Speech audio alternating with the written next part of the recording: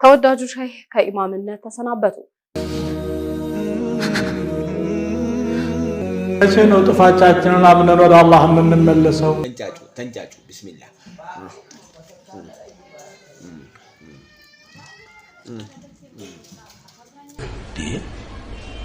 ምንድነው እንደዚህ በሙስሊም ለማመዱና ከዛ ወደ ቂሎ ደግሞ በዓለም የቤት ዋጋ እጅግ ውድ ከሆነባቸው ሀገራት ዝርዝር ውስጥ ኢትዮጵያ በ3ኛ ደረጃ ላይ መቀመጧ ተሰምቷል። የረመዳን ጾም ሊጀምር አይደለ? አንድ ትዝ ያለኝን ታሪክ ልንገራችሁ። እዚህ ጋር የምትመለከቱት ደብዳቤ አንዲት እናት ለልጇ አድጎ የምትመኝለትን የጻፈችው ነው። እኔ ሙስሊም ነኝ፣ ገለቢያ ሁመቴ ነው። يا اخوان الحمد لله رمضان درس فرمضان كريم لكن انديت درس كيف درس مج درس يالف ور النبرم الحكم لكن الحمد لله الله لرمضان درسن አዳምስ የሚባለው የፈረንሳይ የብሔራዊ ቡድን ተጫዋች በአንድ ጨዋታ ላይ እግሩን ይመታና ለቀዶ ጥገና ሆስፒታል ይገባል። አንድ ሰው እጅና እግሩን አስረነው ባህር ላይ ወርወረነው ውሃ እንዳይነካ ብትሉት ምን እንደሚባለው? ኃጢአታችን በዝቷል፣ ወንጀለኛ ሆነናል። የምንሰራው መልካም ስራ እየቀነሰ መጥፎ ስራችን እየጨመረ እየበዛ መጥቷል። ድልም ደስታም ሰላምም ርቆናል። ዛሬ ሁሉም እያማረረ ነው ያለው። ስለ ኑሮ ውድነት፣ ስለ ሰላም እጦት በየጊዜው የሚሰማው ነገር እየከፋ ነው የመጣው። አሰላሙ አለይኩም ወራህመቱላሂ ወበረካቱ። ኡመተ ረሱል ዛሬም እንደተለመደው አዝናኝና አስተማሪ ሆኑ ቪዲዮዎችን ይዘን ተመልሰናል። በሚያዝናናው እየተዝናናን፣ በሚያስቀው እየተሳሳቅን፣ በሚያስተምረው እየተማማርን እስከ መጨረሻው አብረን እንቆያለን። እኔ አሪፍ ቪዲዮዎችን ጋብዛችኋለሁ። እናንተ ደግሞ ላይኩን ትነካላችሁ። ይኸውላችሁ ሰሞኑን ዩቲዩብ በጣም ማዛግ ጀምሯል። ቪዲዮዎቹን ለብዙ ሰዎች እያደረሰ አይደለም። ስለዚህ በደንብ ላይክ የምታደርጉ ከሆነ ዩቲዩብ በደንብ ለብዙ ሰዎች ያደርሷል። ሼርም አድርጉት። ረመዳንም ደርሷል። እንግዲህ አንድ ቀን ወይ 2 ቀን ይቀረው። ስለዚህ እስኪ ረመዳን እንዴት ልትቀበሉ አስባችኋል? ኮሜንት ላይ እስኪ ያሳውቁ። ብዙ ዛዛ ሳሳና በዛ። እስኪ ወደ ዛሬው ቪዲዮ እንሂድ። ያ አላህ እንድትምረኝ ስጠይቅህ ይሄ ስንተኛ እንደሆነ አላስታውስም። የማስታውሰው አንድ ነገር ብቻ ነው። ከዝነቴ ተስፋ አትቁረጡ ያልከውን እኔም ተስፋ አልቆረጥኩም። ደጋግሜ እያጠፋው ደጋግሜ ወደ አንተ እመጣለሁ። ትምረኛለህ? ያ ረብ ማረን። ያ አላህ በእዝነትህ ተመልከተን፣ በእዝነትህ። እንደዚህ ከማለት ውጪ ምን አቅም አለን? ምን ገጠመኛለሽ አንቺ በእንደዚህ አይነት በላብራቶሪ? አንዳንዴ ታካሚና አብረው የሚመጡ ሰዎች አንድ ላይ ይመጡና በተለይ ወደ ሽንት ቤት ልንልካቸው ስንል የታካሚውን ትተው የአስተማሚውን ሳምፕል ያመጡልናል።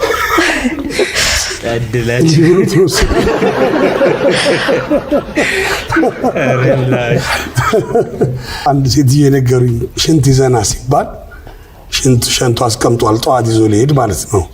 ሚስቱ ቀየረችበታል እሷን እና ይዞ ሄዶ ሲያስመረምር የ4 ወር እርጉዝ ነው። እሰይ ይበለው። ግባ። ሰላም ነው ዶክተር? ይኸው ሽንት። ኦኬ መሄድ ትችላለህ። እሺ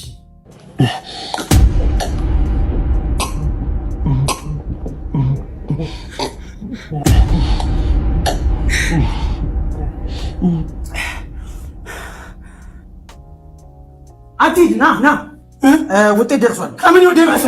ቁጭ በል። ውጤትህ እንደሚያሳየው ከሆነ የሰጠኸው ሽንት የሴት ነው። ምን ማለት ነው? የራሴ ሽንት እኮ። እንደዛ ከሆነ የ3 ወር እርጉዝ ነህ። እንኳን ደስ አለህ። ከዚህ በኋላ እኛ ጋር እየመጣህ በሳምንት 2 የእርግዝና ክትትል ታደርጋለህ። እንዴ ጽዳት አይደለ እንዴ? ምን እየሰራ ነው እንዴ? ጽዳት ብሎ ጭራሽ። ኧረ ሙድ መያዝ። ስላረረብኝ በጣም ይቅርታ። እሺ ውዴ፣ እኔ ከያረረ ምግብ እወዳለሁ። የምን መፎካከር ነው? እየተናነቀህ አይደል እንዴ የበላኸው? ጠራችሁኝ? አይ እዚህ ነው ጨዋታ ይዘን ነው። አንተ ለትንሽ ሰምታኝ ነበር እኮ።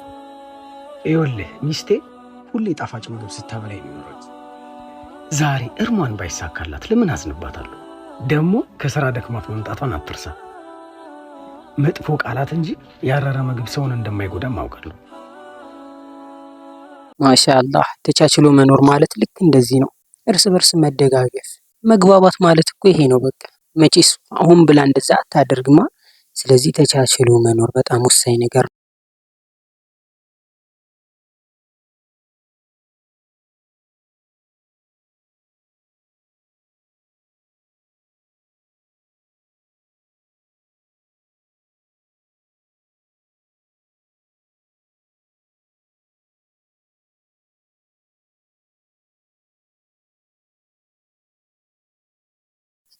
ኧረ ሰዎቹ ሲያሳዝኑ እንዴ! ምንም ነገር ቢሰጧቸው ይበላሉ። እንደዚህማ اخوان الحمد لله رمضان درسه فرمضان كريم لكن انديت درسه كيف درسه مج درسه ያለፈው ወር አልነበረም አልሐቅም لكن الحمد لله الله لرمضان درسن وሰኞ ነው ኢንሻአላህ ምን ጾመው እኩል ከክርስቲያን ነው የምንጀምረው ክርስቲያኑ ሙስሊሙ እሱም ባይማኖቱ እኔም ባይማኖቴ ጾም ሰኞ እንጀምራለን ፈሽ يعني ጠዋት መተህ ፍርፍር ወላ ባስተ እየበላህ ጾም እንዴት ይዘዋል ብለህ አትጠይቀኝም ዘንድሮ ላ አንድ ላይ ነው የምትጾመው እኔ ቁርስ እየበላ ሰው ጾም እንዴት ይዘዋል ቢጠይቀኝ አና ተዕርፉኒ ምግብ ወዳለው እንደዚህ ብለህ ብትጠይቀኝ ጆሮህን ነው የምነክስልህ يعني الحمد لله ኢትዮጵያ ሀገር ነው ያለነው ሙስሊምና ክርስቲያን እንዴት አንድ ላይ እንደምንኖር እኛ እናውቀው الحمد لله በዚህ ብቻ ትኮራለህ لكن ዘንድሮ አንድ ላይ ነው የምትጾመው ሰምቡሳ ትፈልጋለህ ችግር የለውም አፍጥር ሲደርስ አንድ ላይ ሰምቡሳችንን እንበላለን በረካ አለ ፍረመዳን ሁላችንም አንድ ላይ ተቀምጠን እንበላለን لكن ጠዋት ላይ ምግብ ስትበላ እንደላይ ላ ሹፈክ አንተም ትጾማለህ صح እኔም እጾማለሁ በቃ ወገምታለሁ የዘንድሮ ረመዳን ማንንም አይከብድም ሁላችንም ተዘጋጅተናል ትሬኒንግ ሰርተን ነው የመጣነው አመቱን ብሉ ሳንበላ በሰበብ ሽንኩርት 120 ምናምን እያበሉ አልበላንም فعشان كده ዝግጁ ነን በጾም باذن الله لكن بعباده እንዴት ነን ልብህ ንጹህ ነው ከሰው ጋር ታረክ የተጣላው ሰው ካለ ላክለት ይሄን ቪዲዮ يا اخي እቅርታ ረመዳን አንድ ላይ እንጾም ወድሃለሁ እያለህ ነው የላከለት ሰው فرمضان كريم ለሁላችንም يا حبيبي الكريستيان طوات አትብላ እንጂ ማታ ላይ እንደፈለክ ቴምር ትባ ሰምቡሳ ሾርባ የምትፈልገው ነገር ለሁላችንም ይበቃል ለሁሉም ኢትዮጵያ ይበቃል ረመዳን የበረካ ወር ስለሆነ ፈና ሰምቡሳ ተምር ምናምን የሙስሊም ቤት ካገኘህ ግባ لكن ቁርስ ላይ ስትበላ እንደላይ አንድ ላይ ጾመናል አልহামዱሊላህ ረቢል ዓለሚን ዘንድሮማ ሙሉ ኢትዮጵያ ራሷ ነው የምትጾመው እንደ ሀገር ራሱ አልহামዱሊላህ አላህ ስላደረሰን አስባችሁታል በቃ ሙሉ ኢትዮጵያ ሀገሪቷ እንዳለ ጾም አላህ አክበር ያው እነሱ ባይጾም አበሻ ጥሬ ሙዝ ከነደጣጩ ለስፖርተኛ በጣም ወሳኝ ነው ኢነርጂ ጉልበት ይሰጣል ማለት ነው ሳይንስ ነው ያረጋገጠው ተልጦ ከሚበላው ሳይላጥ የሚበላው በጣም ወሳኝ ነው ተብሏል ስለዚህ እኔ በልቼ ያሳያችኋለሁ ማለት ነው ይሄ ሳይንስ ያረጋገጠው ነው ማንበብ ማችሉ ተንጫጩ ቢስሚላህ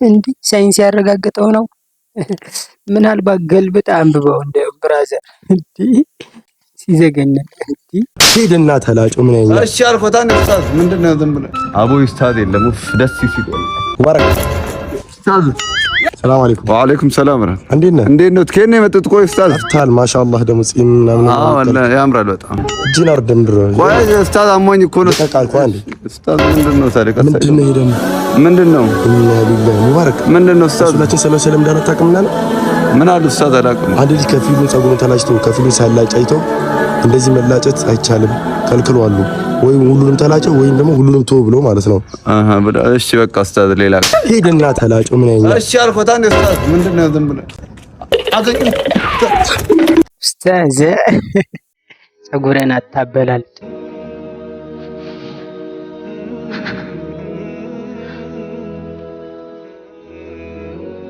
እሺ ነው ጥፋታችንን አምነን ወደ አላህ የምንመለሰው እድሉ ሳያልፍ በሩ ሳይዘጋ አላህ ከኛ የፈለገው ትንሽ ነገር የሰጠን ብዙ ነገር ብዙ ኒዕማውን ተጠቅመን የሱን ውለታ የሱን ችሮታ አውቀን ምስጋና ይግባህ ማለት እንዴት ያቅተናል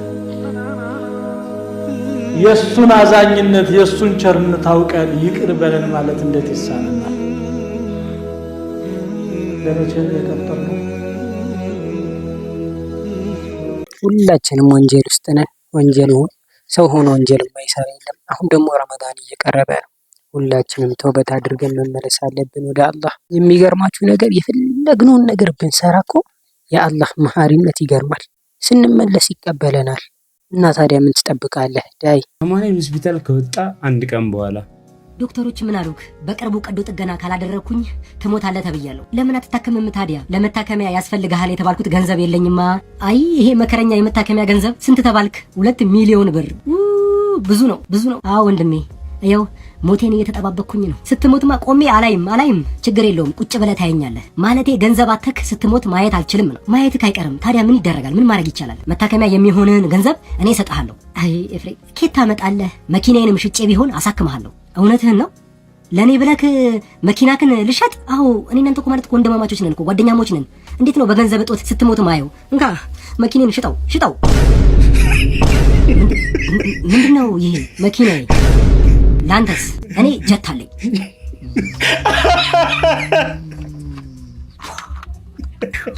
ፈነዳ። ኧረ ሙድ መያዝ ጀት አለኝ። ይህማ ከደብል አማኑኤል ነው የወጣው። እኔ ሙስሊም ነኝ፣ ጀለቢያ ውበቴ ነው። እኔ ሙስሊም ነኝ፣ ሂጃብ ውበቴ ነው። እኔ ሙስሊም ነኝ፣ ከአላህ ውጪ ማንንም አላመልክም። እኔ ሙስሊም ነኝ፣ አንገቴ ቆረጣ እንጂ ሂጃቤን አልወልቅም። እኔ ሙስሊም ነኝ፣ የነቢያችን ሰለላሁ ዐለይሂ ወሰለም ስም ተጠርቶ ዝም አልልም።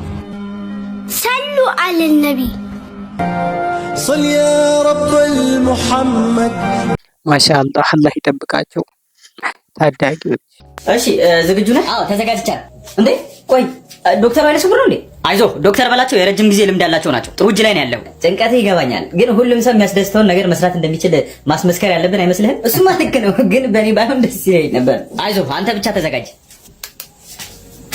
ወደ ግራ ዶክተር፣ ወደ ግራ። አሁን ዞር። 6 ሰዓት ላይ 6 ሰዓት ዶክተር፣ 6 ሰዓት ላይ አሁን ጉድ አራሱ ጄ ነው። አሁን አረግሬ ነው። አትንቀሳቀስ እንጂ አትንቀሳቀስ። ዶክተር ልቀቀው። ዶክተር አትዋሽ።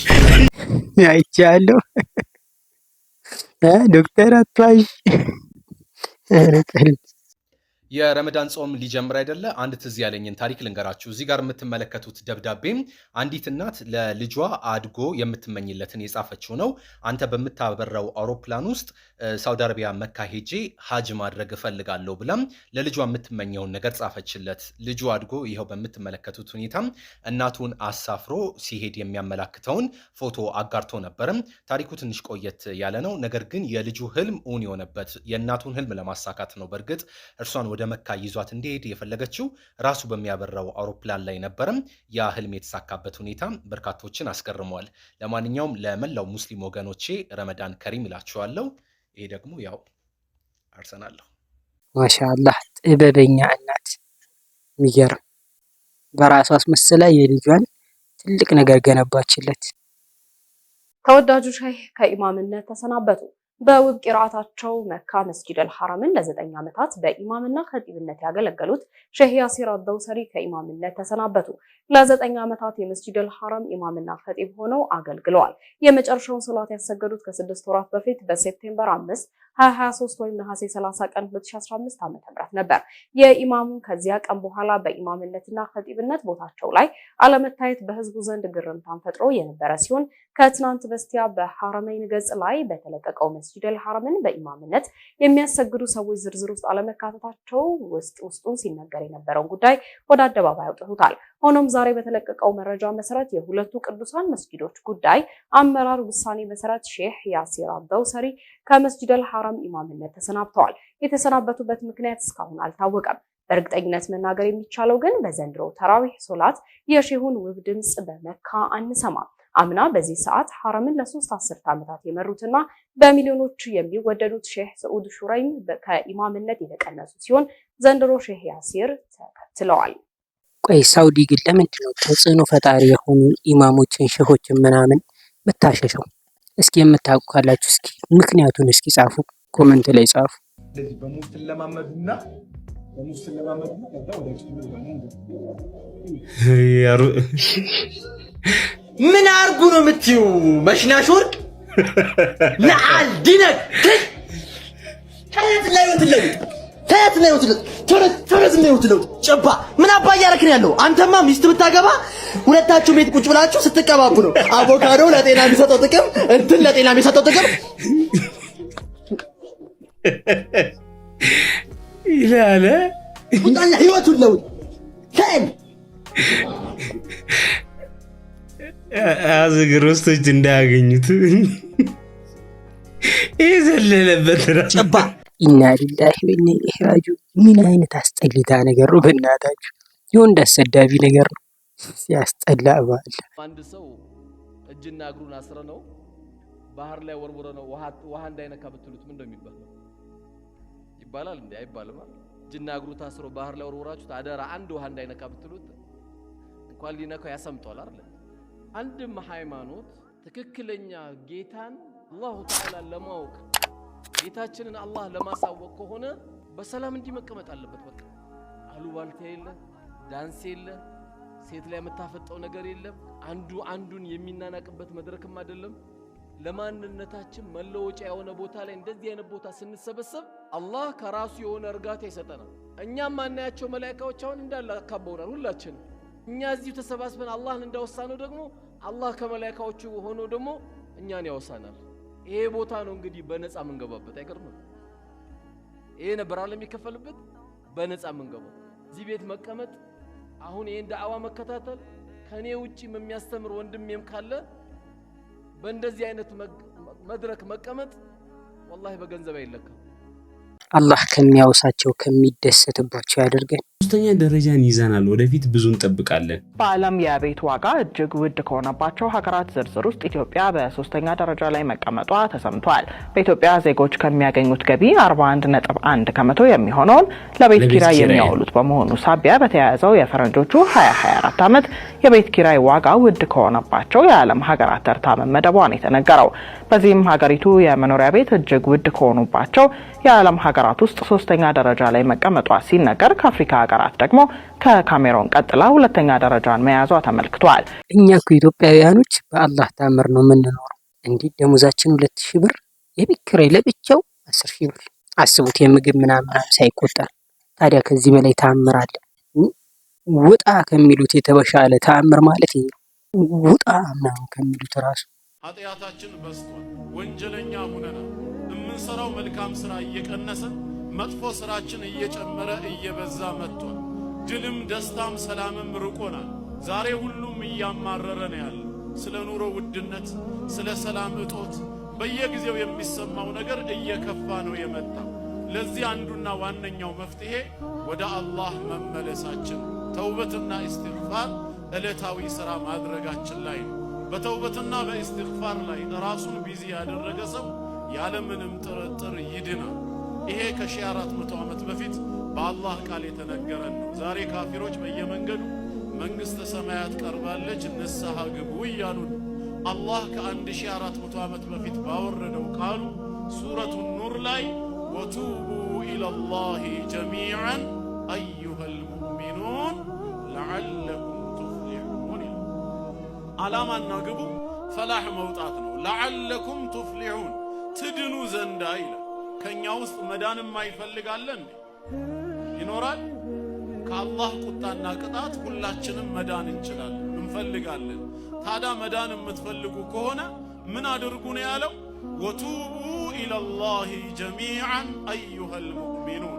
በአላህና በመጨረሻ ቀን እናምናለን የምትሉ ሙእሚኖች ሆይ ተውበት በማድረግ በመጸጸት ወደ ጌታችሁ መንገድ ተመለሱ ነው የሚለው አላህ። ተውበትና ኢስቲግፋር ቋሚ ስራችን ከሆነ ያለምንም ጥርጥር እንድናለን። ተውበት ያላሰረዘውን ኃጢአት፣ ኢስቲግፋር ምህረት ያላስገኘለትን ወንጀል መልካም ስራችን በፍጹም ሊያስምረው አይችልም።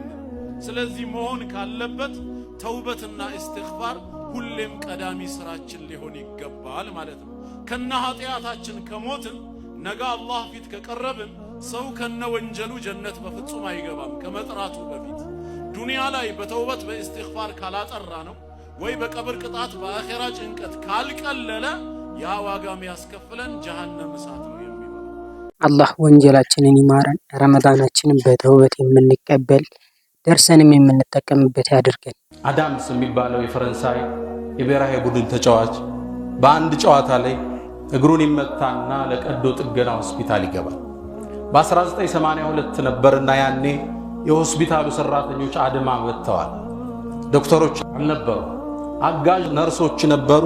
ማደንዘዣ ሲወጉት ከመጠኑ በላይ ሰጡትና ከተኛ በኋላ መንቃት አልቻለም። ለ39 ዓመት ተገላበጠ። በ73 ዓመቱ እችም ምድር ተሰናበተ። ተኝተ መንቃት ጸጋ ነው። ማደንዘዣ ተወግጦ መንካት ጸጋ ነው። ጸጋውን አላየነው። ሁሉ አማራሪ ነው። መኪና እስኪገዛ አላህን ይማጸናል፣ ሲይዘው ያማራል። ቤት እስኪሰራ ሩጧል፣ እስኪከራይ ይለዋል፣ ሲይዘው ጸጋው አይታየውም። ሶስተኛው ነገር ነው የሚታየው። ወደ ጸጋ ተመለስ። ተኝተ መነሳት ጸጋ ነው። አማትረ ሌላውን አትመልከት፣ አንተ ያለህበትን ጸጋ አስተንትን። ነቢዩና ሙሐመድ ዓለይሂ ሰላቱ ወሰላም ከማ ዐንደ አልቡኻሪ መን አስበሐ አሚነን ፊ ስርቢህ፣ ከቤተሰቡ እኮ ምንም ሳይገጥመው ችግር ያነጋ፣ ሙዓፈን ፊ በደኒህ፣ አካሉ ጤናው ሳይታወቅ፣ ወዕንደሁ ቁቱ የውሚ፣ የቀን ጉርዙን የተሰጠው፣ ፈከአነማ ሒዘት ለሁ ዱንያ ቢሐዛፊሪሃ፣ ዱንያን እንዳለ አላህ ሰጥቶታል ማለት ነው። ሌላ እያማተርክ አላህን አታማር። ያለህበት ትልቅ ጸጋ ውስጥ ነው። አልሐምዱሊላህ ረቢል ዓለሚን። አላህ ለሚያመሰግኑት ጨምሮ ጨማምሮ ይሰጣል። ሁላችንም እናመስግነው። ከተነፈግነው ነገር ይልቅ የተሰጠን ነገር ይበልጣል።